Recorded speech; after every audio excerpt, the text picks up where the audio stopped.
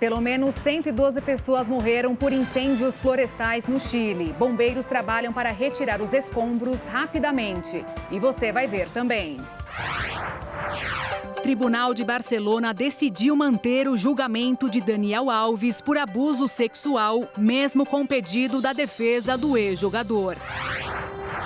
Ministro do STF determinou investigação sobre a atuação da ONG Transparência Internacional no Brasil por uma eventual apropriação indevida de recursos públicos. Avanço do uso de deepfake preocupa, principalmente pelo risco de possíveis manipulações nas eleições. Especialistas alertam para os efeitos colaterais do uso inadequado de medicamento para tratar a obesidade. Tudo isso e mais você confere a partir de agora no Jornal das 18h30.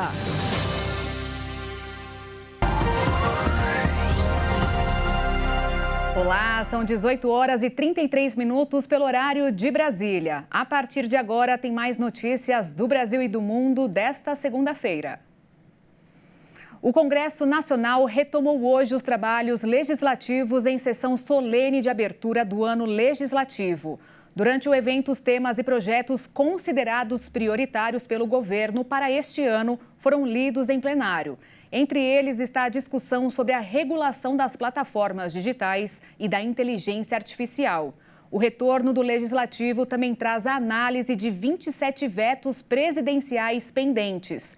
Os presidentes do Senado, Rodrigo Pacheco, e da Câmara, Arthur Lira, também fizeram discursos. Pacheco citou os temas que considera prioritários para este ano, como a MP da reoneração e outras medidas para arrecadar impostos, a regulamentação da reforma tributária e a revisão do Código Civil. A abertura do ano legislativo é um ato institucional e protocolar.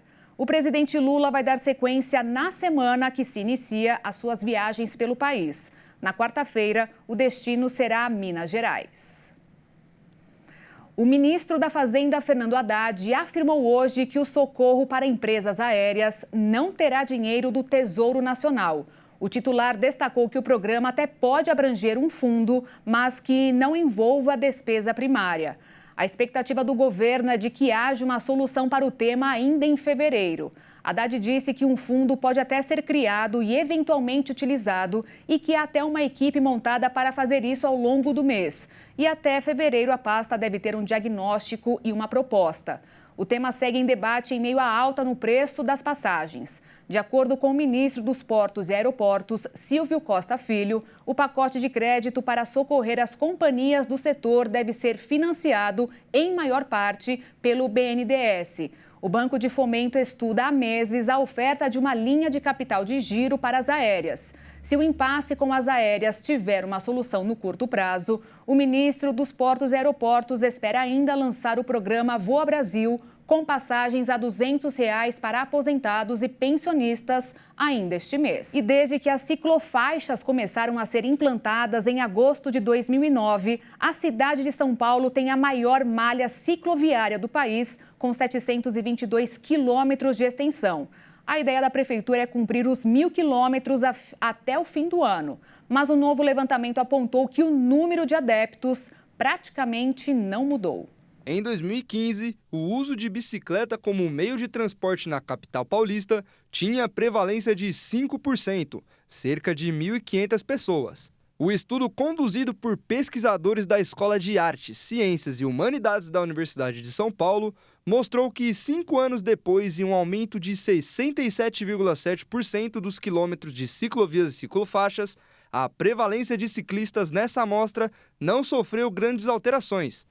Para chegar aos resultados, 2 períodos foram comparados, 2014 e 2015, e depois, entre 2020 e 2021, com 1.500 pessoas. Os pesquisadores identificaram um perfil muito característico daqueles que usam a bicicleta como meio de transporte. Na maioria são homens mais jovens, mantêm um estilo de vida ativo, fazem atividade física como hábito de lazer e possuem bicicleta própria. E perceberam que, além de ser um modal pouco utilizado, os homens têm mais chance do que as mulheres de usar bicicleta na cidade de São Paulo. Entre os poucos que declararam usá-la como meio de transporte na nossa pesquisa, apenas 13% eram do sexo feminino. E por isso sugerem que é preciso implementar políticas públicas voltadas às mulheres, sobretudo de meia idade. Também foi analisado o fato de residir nas proximidades de ciclovias, que contribui para a prática de atividades físicas no lazer, já que a prática pode prevenir doenças graves, como a hipertensão arterial, que é um dos tipos de patologia cardiovascular mais prevalentes no Brasil. Vale destacar também o impacto para a saúde de ter os espaços disponíveis nos arredores. A partir de entrevistas e de dados de georreferenciamento, os pesquisadores constataram que morar a até 1 quilômetro de distância de ciclovias incentiva a mudança de hábitos para a prática de atividades físicas no lazer, como já acontece em São Paulo. Contudo, os pesquisadores também chegaram à questão da desigualdade. As mulheres e pessoas menos escolarizadas são os que menos têm acesso às práticas de atividades físicas no lazer e maior prevalência de hipertensão, o que reforça a ideia de ampliar o acesso a espaços públicos, como ciclovias nas periferias, onde vivem pessoas de menor nível socioeconômico. As políticas públicas de promoção desses domínios das atividades físicas precisam ser focadas nesses aspectos. Agora, os pesquisadores estão finalizando a terceira etapa da coleta de dados, com informações sobre os anos de 2023 e 2024. Escolas das redes pública e privada têm adotado medidas mais rígidas quanto ao uso de aparelhos celular pelos alunos na volta às aulas. Os efeitos nocivos para a saúde e para o aprendizado têm levado desde o veto na sala de aula até a proibição total do uso do aparelho dentro das instituições. As restrições ao uso do telefone celular nas escolas avançam tanto no Brasil quanto em outros países, seja por imposição de decreto ou por políticas elaboradas internamente pelas instituições, por exemplo. As medidas seguem recomendações feitas pela Unesco, que é a Organização das Nações Unidas para a Educação, a Ciência e a Cultura. Um relatório publicado pela agência em julho do ano passado trouxe estudos que mostram uma associação negativa entre o uso das tecnologias e o desempenho de estudantes. Os impactos são para a saúde mental e o aprendizado devido ao uso excessivo do aparelho por crianças e adolescentes. Na época, 1 a cada 4 países já tinha regras para restringir celulares nas escolas, como é o caso de Portugal, Espanha, Finlândia, Holanda, Suíça e México. Depois disso, outros começaram a adotar esse banimento, como o Canadá e os Estados Unidos. Em dezembro, dados do PISA, o Programa Internacional de Avaliação dos Estudantes, apontaram que 65% dos alunos de 15 anos nos países pesquisados relataram que se distraíam nas aulas de matemática com o celular. Entre os brasileiros, esse índice é ainda maior, chega a 80%, sendo que quase a metade dos estudantes relataram ainda ficar nervosos ou ansiosos quando estão longe do aparelho. As consequências desse cenário foram sentidas nas instituições já no primeiro momento pós-pandemia.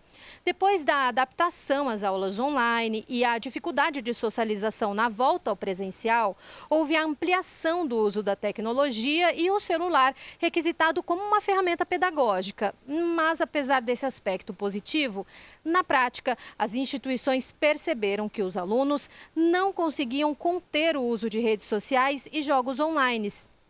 E mesmo guardados na mochila, os aparelhos atrapalhavam a concentração e o foco nas aulas. Além disso, outros aspectos graves são apontados, como a redução da privacidade e o uso do aparelho como instrumento para cyberbullying.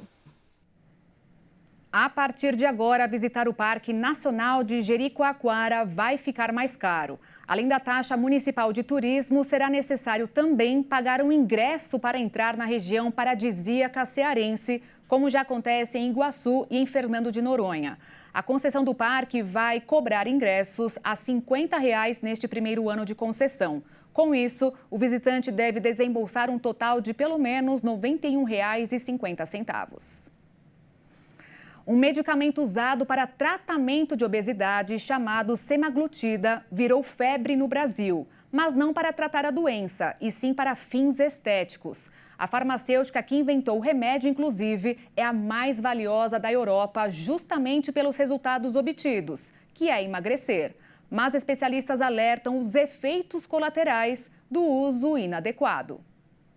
Pois é, a revista Science, uma das mais respeitadas do mundo, considerou o medicamento semaglutida, usado para tratar a obesidade e diabetes tipo 2, como uma das grandes inovações recentes da ciência no ano passado.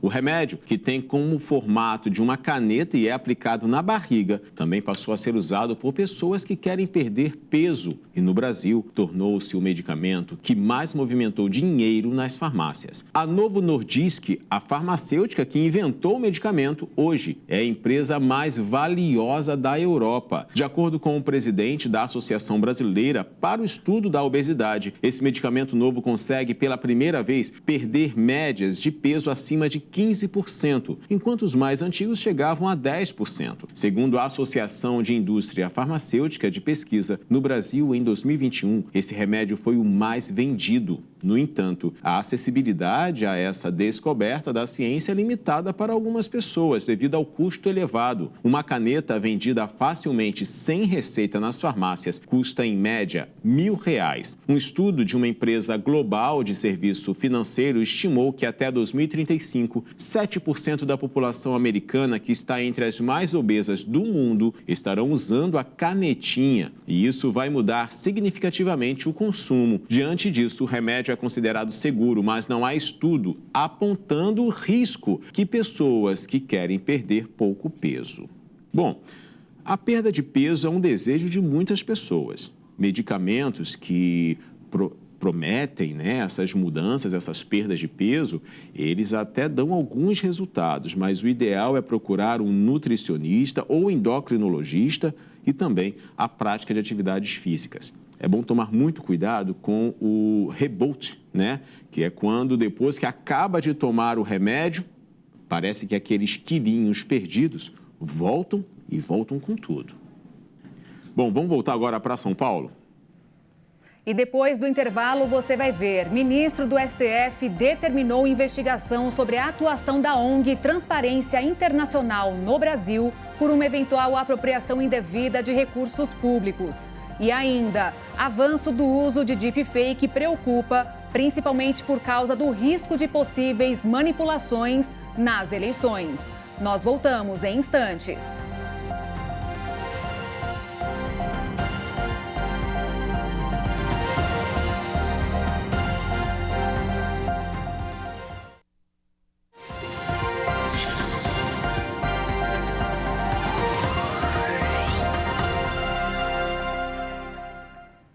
Às 18h47, estamos de volta.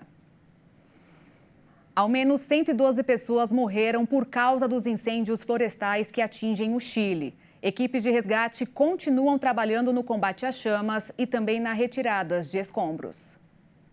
As autoridades estimam que o número de vítimas pode aumentar ainda mais, com vários focos extintos perto dos morros mais povoados onde o fogo causou estragos. Na última sexta-feira, começam a se observar áreas residenciais reduzidas a cinzas e longas filas de carros nas ruas. A prefeita Divina Del Mar Macarena Ripamonte e o governador da região de Valparaíso, Rodrigo Mundacá, informaram que há centenas de desaparecidos. Já o presidente Gabriel Boric afirmou que é a maior tragédia que o país teve desde o terremoto de 2010. Os incêndios florestais começaram em meados da semana passada no centro e no sul do país, ao mesmo tempo em que chegava uma inédita onda de calor extremo. Vários desses incêndios foram reativados de forma muito agressiva e rápida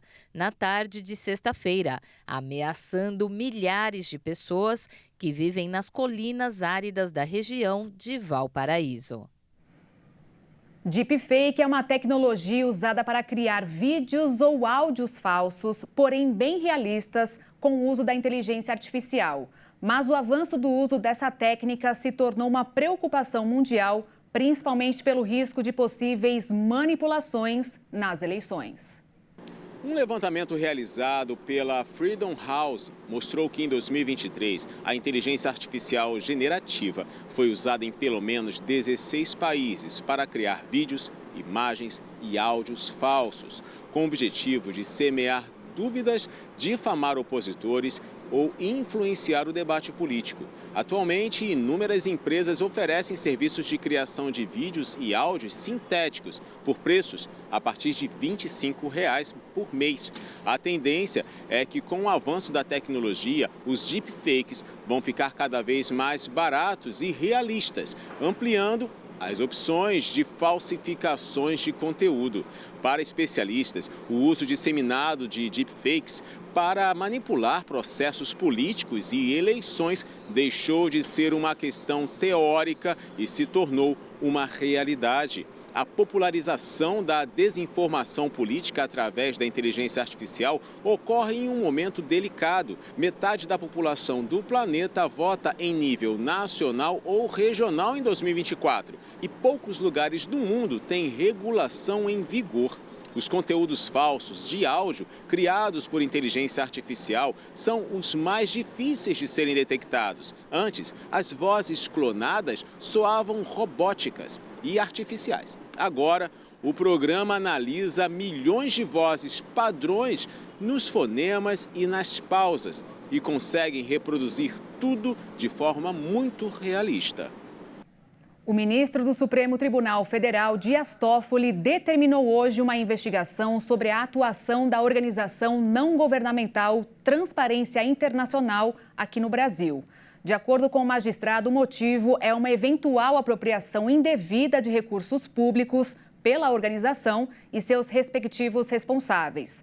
A ONG teve atuação próxima com procuradores da Operação Lava Jato. Na decisão, Toffoli mandou a Procuradoria-Geral da República encaminhar documentos e cópias de procedimentos internos sobre o cumprimento de tratativas internacionais pela Lava Jato e sobre o acompanhamento de acordos de leniência. A decisão de Toffoli foi tomada depois do caso ser remetido ao STF pelo Superior Tribunal de Justiça.